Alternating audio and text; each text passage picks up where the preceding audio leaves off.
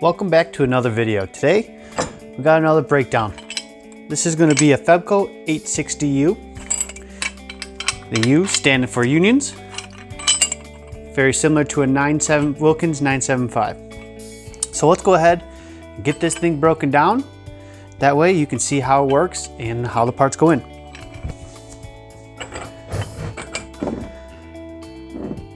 So today, to break this one down, we're gonna use a pair of channel locks, a 7/16 socket or wrench, whatever you have.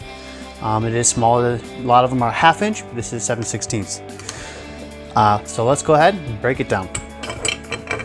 I'm gonna start by pulling out the top plate to get to the checks inside.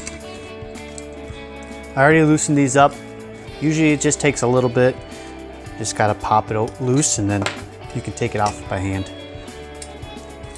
This is not spring loaded, so you don't have to worry about anything coming out at you.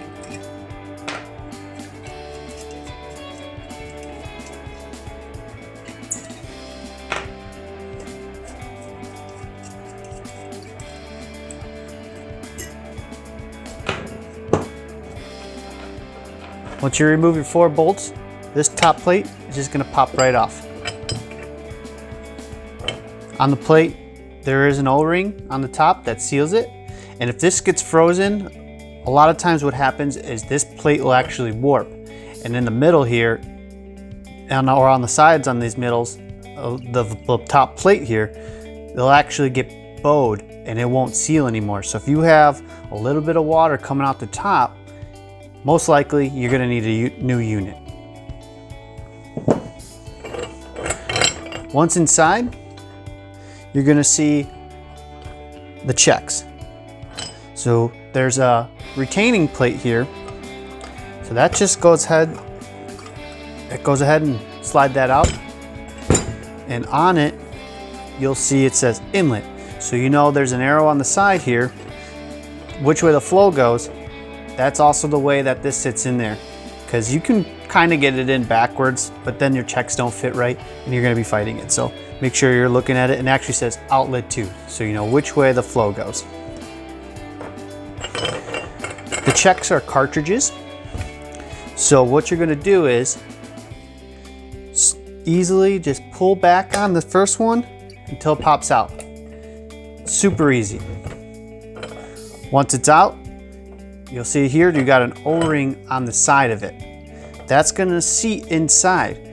So again, if you get leaking from the top, since this needs to be perfectly round, if it expands, gets frozen or anything, this will not seat and you'll get a drip and you'll drive yourself nuts. So always make sure that if it does get frozen, just don't even try, replace it. So we're gonna go ahead and pop this open. Just like other cartridges, you're gonna push down and turn. Now there is a spring in there, so make sure you're careful. It's gonna shoot out. Once you got it apart here, you got the base, you got your spring, your check, and the top of the cartridge. They make it nice, and they also say inlet on this one too. So your number 1 check has an inlet in the front of it. I would make sure before you're doing this repair, you have an extra cage because it is plastic and they will crack. So we're gonna do the same thing for the second check here. This one is pushed in. So if you don't have it, if it's in already and you don't have access to pull these bolts because it's tough to get to, you can get a screwdriver. Just a flathead screwdriver. You kind of get it in on this lip here and just kind of push it out. Just pull it out and I'll show you a close-up of that.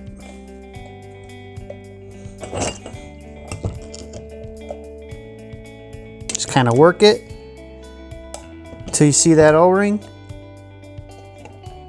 Both sides. Slowly work it.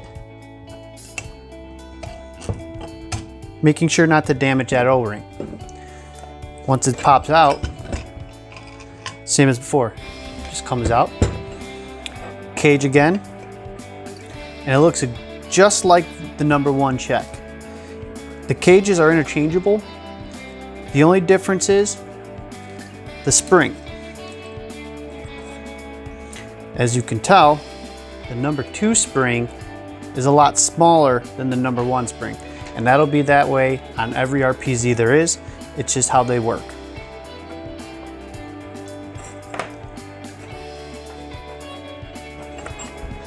And that's it for the checks. Like I said though, if you do pull this off, you have these 2 bolts here. They're also 7/16. Loosen that up.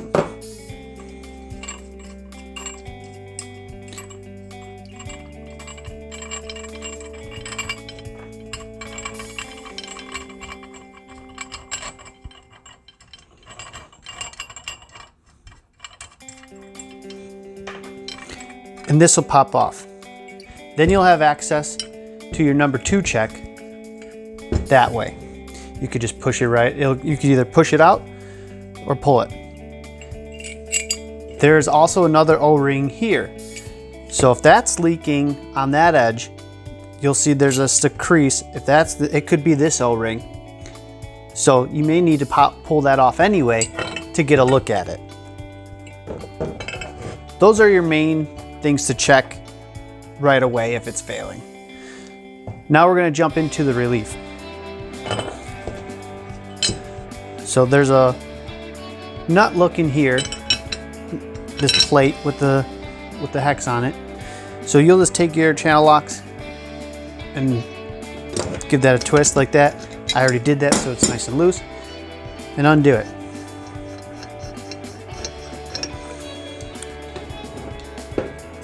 This little piece of plastic doesn't look like much, but it's a huge thing to put in when you do it. Because when this tightens down on the relief, on that rubber, the relief in there, without it, it'll bind this piece up. And if you bind this diaphragm up, it'll cause leaks and it'll cause it to fail. So now we're gonna go ahead and pull the plate.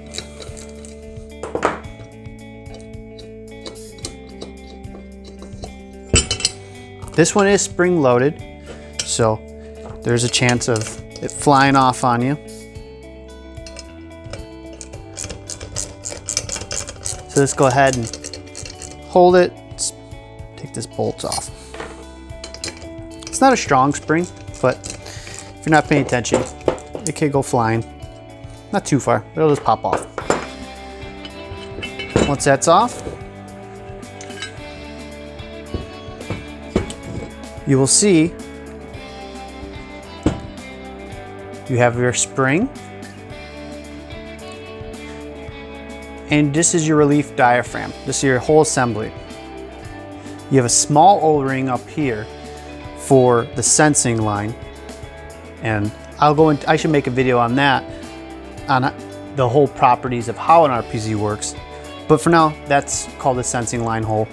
That's what pumps water to close your relief. So the reason you need to take this plate off here is that diaphragm comes up and sits down.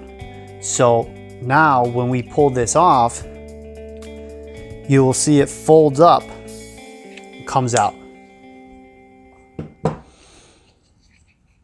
So these ones are tricky because you have a very small little nut on the end here. So to take this apart, you actually have a super tiny little Allen. So a lot of times I try to just buy this completely put together. It usually comes in a kit, but you can lose that little Allen and a little nut very easily. But they're not tight. So you can see here, I didn't loosen this one. I'm just gonna go ahead and undo it with my fingers.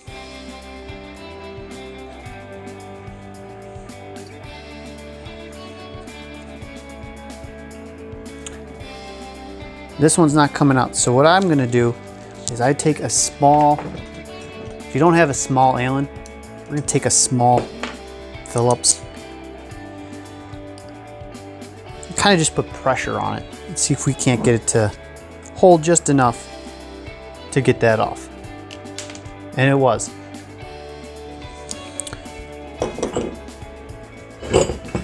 So now that we got that apart,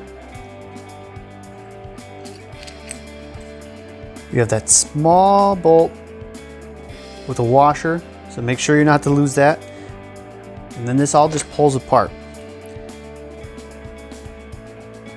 And I like to kind of put it the way it goes together, because there are a lot of parts to it and it's easy to put the order wrong. So if you do it wrong, and these ones are tricky, they won't pass either. You're gonna have more leaks or drips. So we got that broken down there. Inside, you have this black guide. And I can show a close-up of it here in a minute. That actually just gets pushed in. Doesn't screw in, so you can just pop it right out. And you have a very thin rubber gasket. You have a very thin rubber gasket on the back of it. So that's it. We have it broken down. It's very simple. It seems simple and it should just be easy to go back together, which it is. But the relief, if you just don't do it just right, it doesn't work. I've put together and taken apart reliefs on these multiple times. It just could not get it to take. I don't know if it was me. I don't know if they were just something I was missing, but they are very finicky. So I'm not a huge fan of repairing them unless I have to. I tend to replace them with something a little bit newer. I use Wilkins 375s.